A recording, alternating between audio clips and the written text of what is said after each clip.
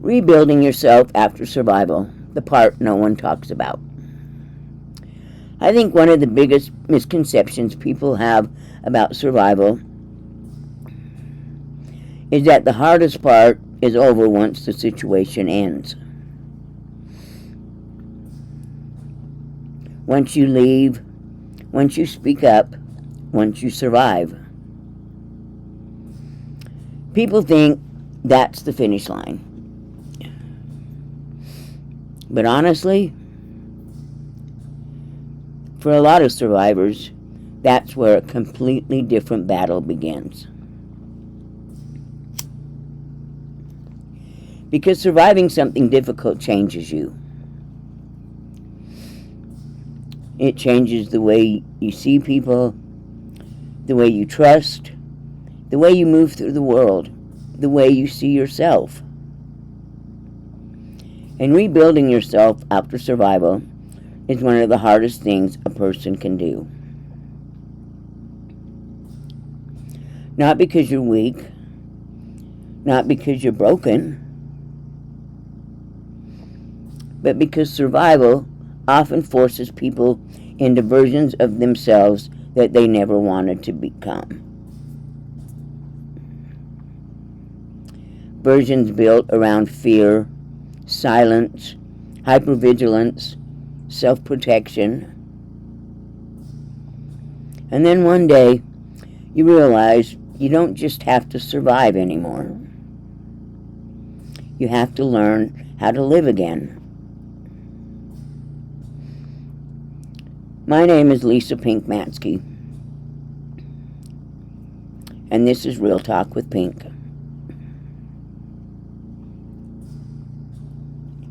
Today we're talking about something I think a lot of survivors quietly struggle with. What happens after survival? The rebuilding, the identity shifts, the loneliness, the anger, the healing, and the complicated process of trying to figure out who you are after everything changed.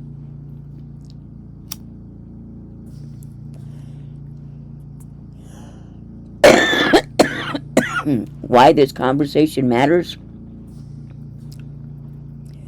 I think one reason is because people often focus on the event itself, the trauma, the abuse, the situation, the institution. But they don't always talk about the aftermath. They don't talk about what it's like trying to function afterward, trying to trust people after, trying to feel safe, trying to feel normal afterward. And sometimes survivors feel pressure to move on before they've even had time to process what happened. People say things like, you have to let it go. You can't live in the past. At least it's over. And while those comments may come from good intentions, they can make survivors feel incredibly isolated. Because healing is not a switch. It's not linear. It's not clean. And it's not quick. Sometimes healing feels almost as exhausting as surviving.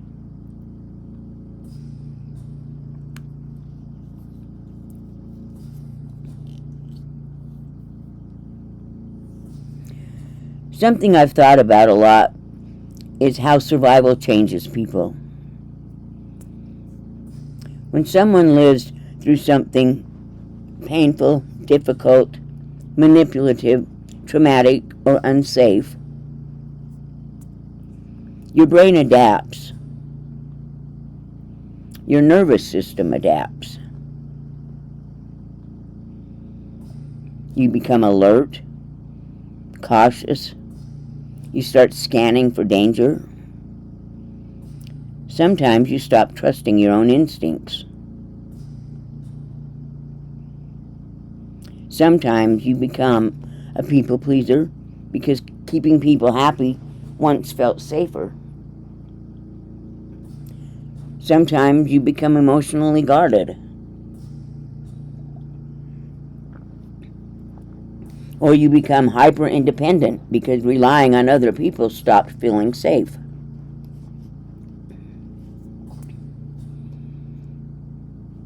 And these survival behaviors can become so normal that you don't even realize how much they've shaped your personality.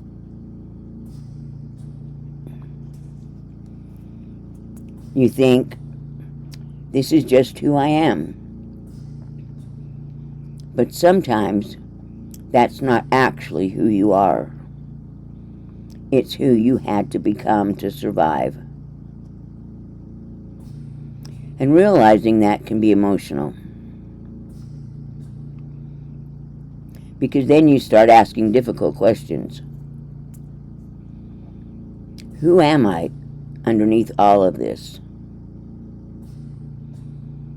What parts of me are real? What parts were built from fear? And what parts were built from survival?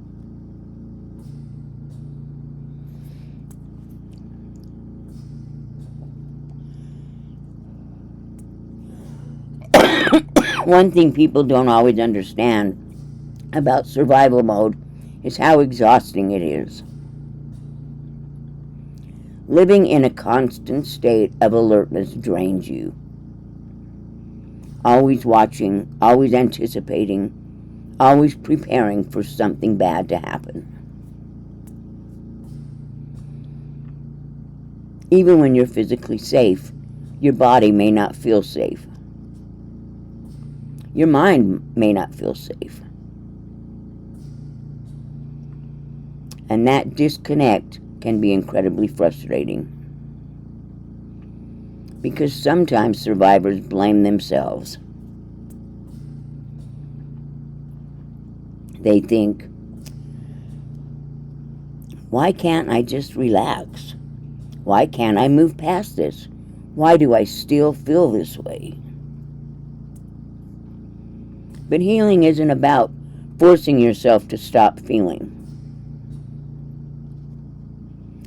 It's about slowly teaching your nervous system that safety is possible again.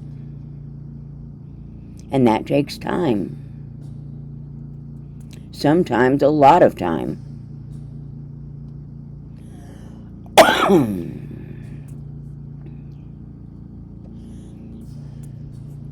I also want to talk about anger. Because anger is something many survivors experience, but don't always feel allowed to talk about. There can be anger about what happened, anger about lost time, anger about not being protected, anger about institutions, anger about silence, anger about being dismissed. And sometimes survivors feel guilty for being angry, especially if they were taught to stay quiet, to be agreeable, to avoid conflict. But anger is not automatically bad. Sometimes anger is information. Sometimes anger is the part of you that finally realizes what happened was not okay.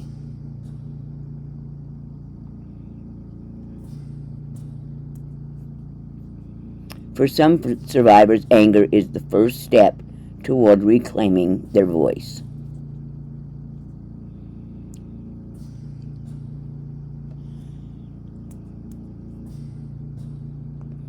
There's also grief. And not just grief over what happened. Sometimes survivors grieve the version of themselves they could have been. The years they lost, the innocence they lost, and the opportunities and relationships that changed. Sometimes they grieve trust itself, because once trust is broken deeply enough, you don't move through the world the same way anymore. And that grief can show up in unexpected ways. It can show up as sadness, numbness, anger, disconnection. Sometimes it shows up as feeling emotionally exhausted all the time. And I think many survivors quietly carry grief they don't even fully know how to explain.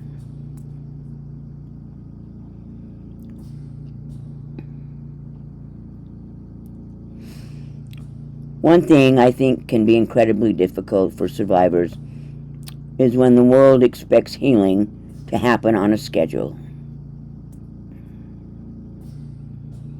People get uncomfortable with long-term pain.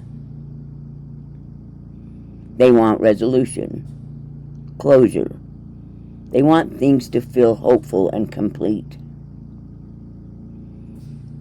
But healing rarely works like that. Some wounds stay complicated. Some experiences change you permanently. That doesn't mean healing is impossible, but it does mean healing may not look the way people expect. And survivors should not have to perform being okay just to make other people comfortable.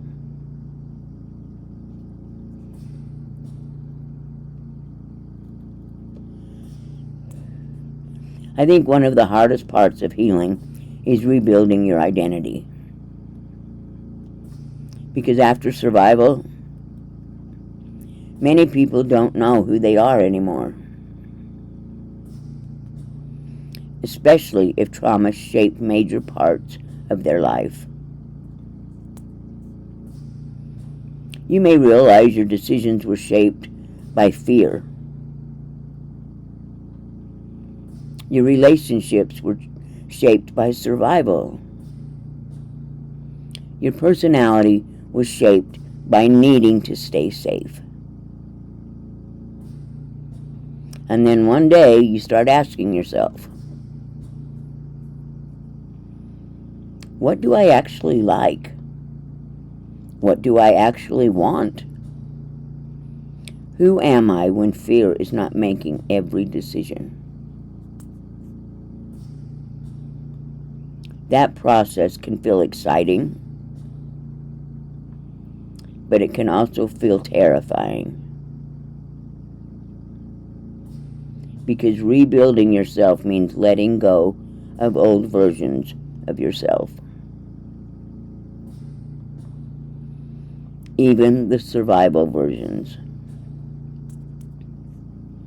And sometimes those survival versions kept you alive.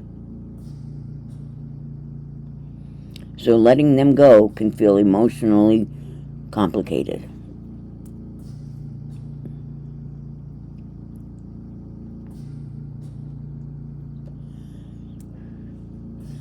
Learning to trust yourself again, I think this is one of the most important parts of healing.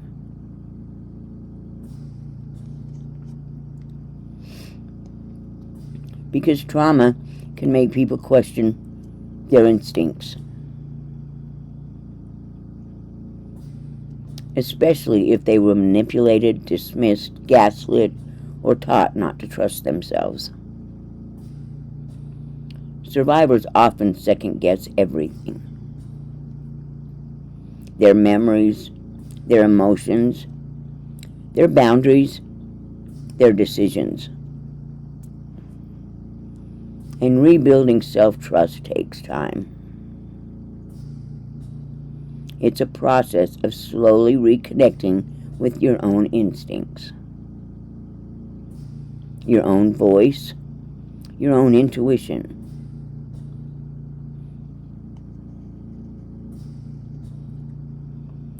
That process can feel incredibly emotional. Because for some survivors, self-trust was damaged for years.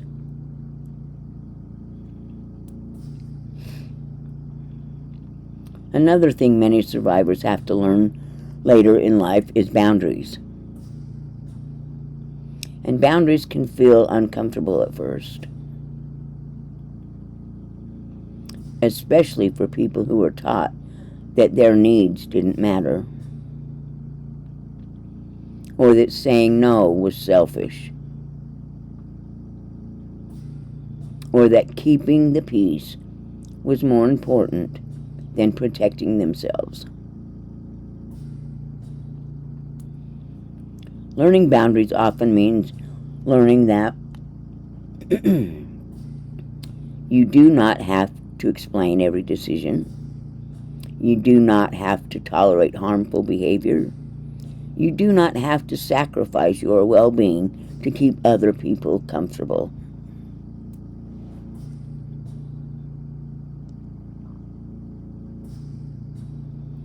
That can completely change someone's life.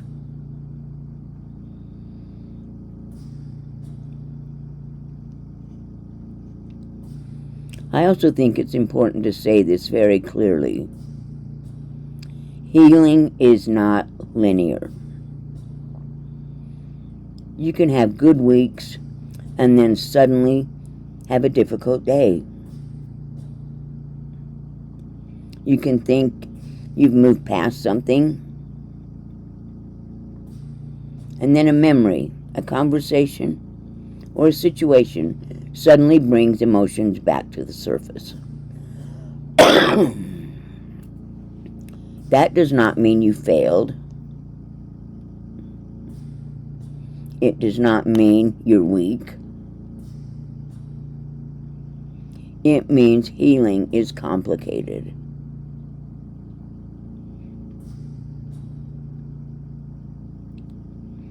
Sometimes progress is invisible. Sometimes growth looks like reacting differently, recognizing unhealthy patterns faster, setting boundaries, choosing yourself, walking away from harmful environments. Even if it doesn't feel dramatic.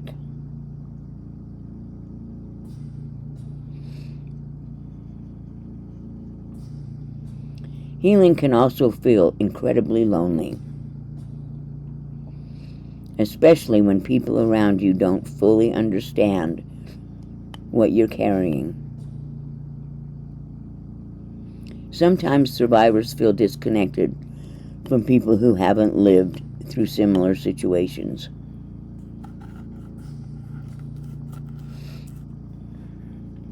They may feel misunderstood, emotionally isolated, or exhausted from trying to explain things.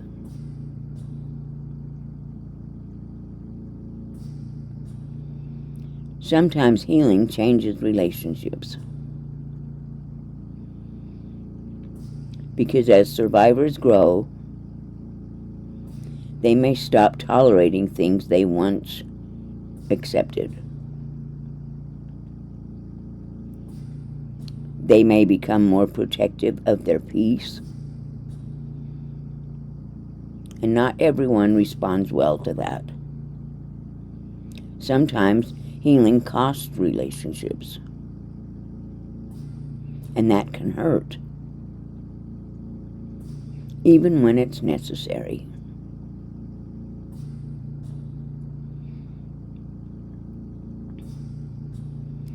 I think another thing many survivors experience is fear around starting over. Because rebuilding your life can feel overwhelming.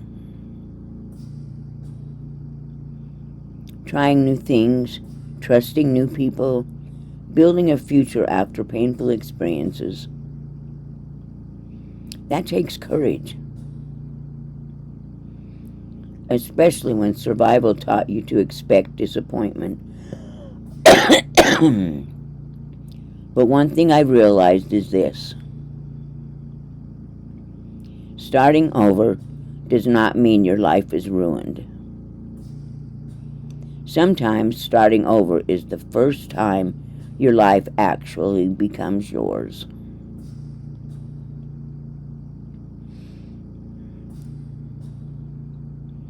Healing also changes the way you look at relationships. Because once you've experienced harmful dynamics, you start valuing safe people differently. People who respect boundaries.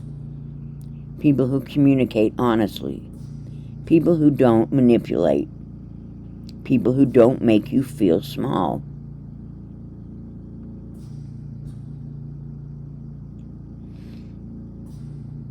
Safe people can change your life. Not because they fix you, but because they remind you what healthy connection feels like.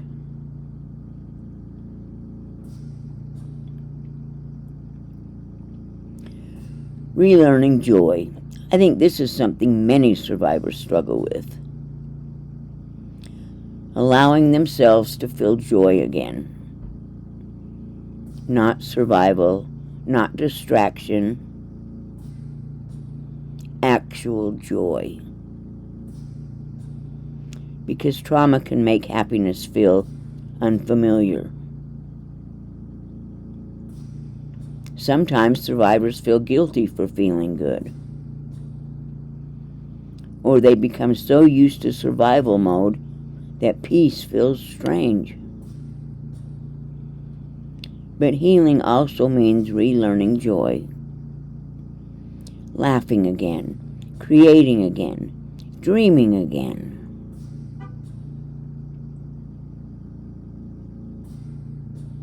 And that can feel vulnerable too. Because hope is vulnerable.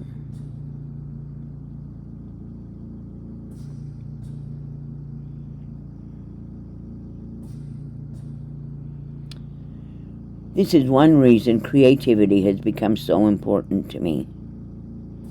Writing, filmmaking, creating. Because creativity gives people a way to process, to express, to rebuild. And sometimes creating something beautiful after surviving something painful can feel incredibly powerful. Because it reminds you that your story did not end with survival. You are more than what happened to you.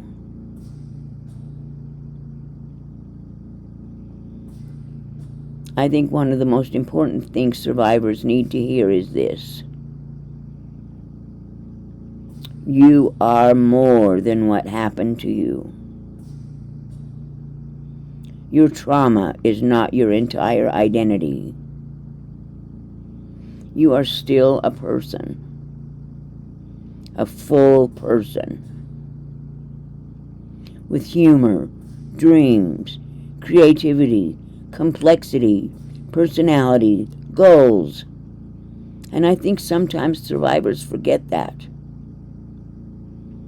Because survival can become so consuming. But your life is bigger than your pain. Even if it doesn't feel that way yet.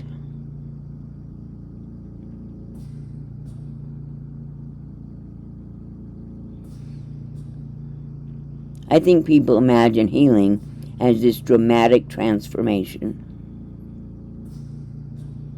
Like one day you wake up and suddenly feel completely different. It doesn't work that way. Healing often looks much quieter than that. Sometimes healing looks like getting out of bed, setting a boundary, being kinder to yourself, saying no, trying again, and trusting yourself a little more. Sometimes healing is not dramatic at all. Sometimes it's just continuing.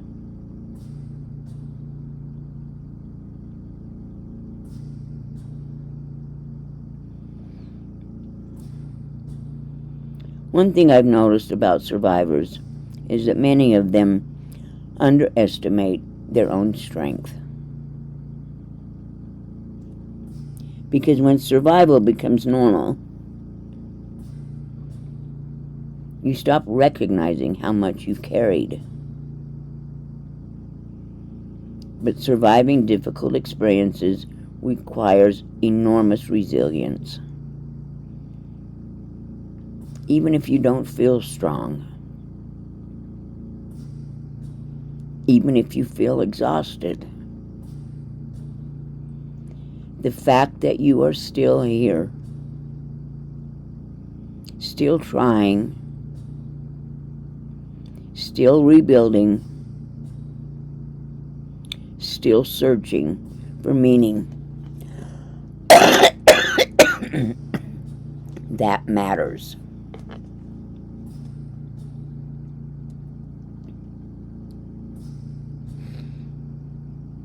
And I want to say something directly to people who feel stuck right now. Healing does not have to happen all at once. You do not have to fix your entire life overnight. Sometimes progress is incredibly small. And that's okay. Small progress is still progress.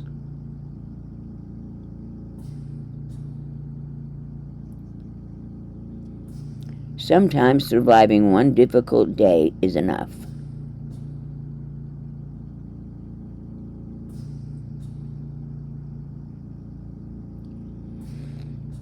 This is one of the reasons I created Real Talk with Pink. Because I think survivors deserve spaces where conversations can be honest. Not polished, not performative, real. Conversations about trauma, healing, accountability, growth, identity, and resilience.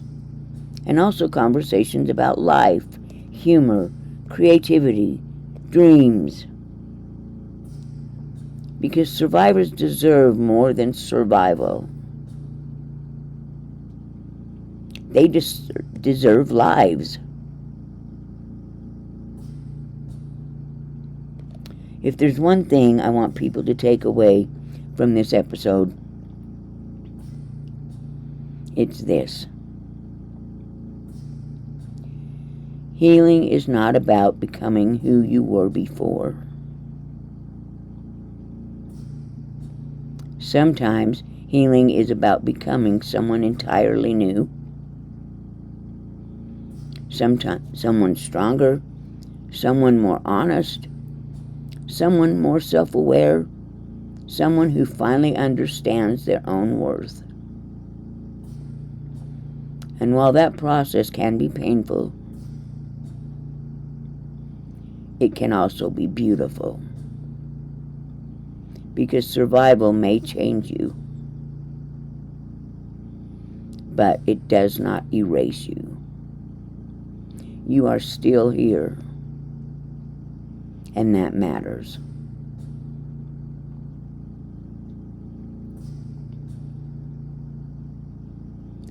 This is Real Talk with Pink. Truth, accountability, survivors heard, and real life.